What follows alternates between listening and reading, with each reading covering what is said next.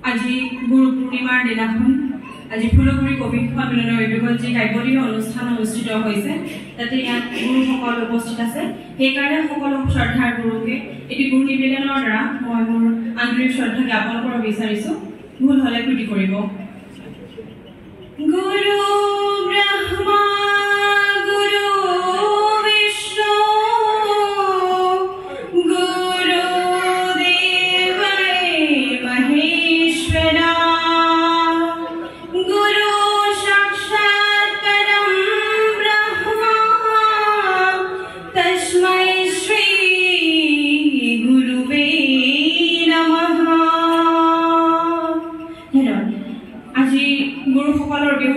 জীৱনৰ যি যাত্ৰা সেই যাত্ৰা সদায় অসফল হৈ ৰয় যদিও কাব্যদিনৰ দ্বাৰা এটা অনুষ্ঠানৰ লগত অনুষ্ঠিত মই বেছি দিনৰ পৰা যোগদান কৰা হোৱা নাই যিহেতু মই বিবাহ সূত্ৰে ইয়াতে আহিছোঁ আজি এই সভাখনত যিসকল বিশিষ্ট শিল্পী বা অতিথিসকলক বা আমন্ত্ৰিত গুণী মান্য ব্যক্তিসকলক দেখি আছোঁ আমাৰ নিজকে সেই তুলনাত বৰ কমকৈ আমি যেন বহুত একোৱেই নাজানো এনেকুৱা অনুভৱ হৈছে ইমান সুন্দৰ সুন্দৰ কবিতা পাঠ হৈছে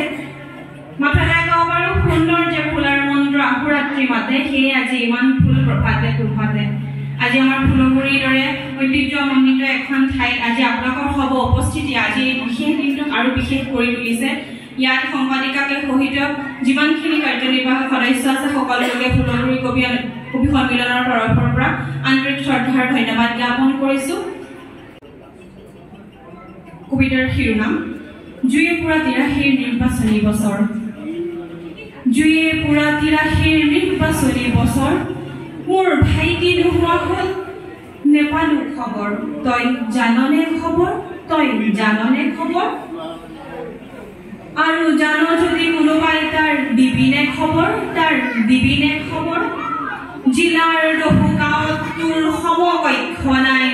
তোক হেৰুৱাই আমাৰ গয়াই ক্ৰোধতে বিনাই মৰি খালি হ'ল পাঠ্য পুথি থোৱা ঘৰ আহু বুলি নাহিল দেখোন জাননে খবৰ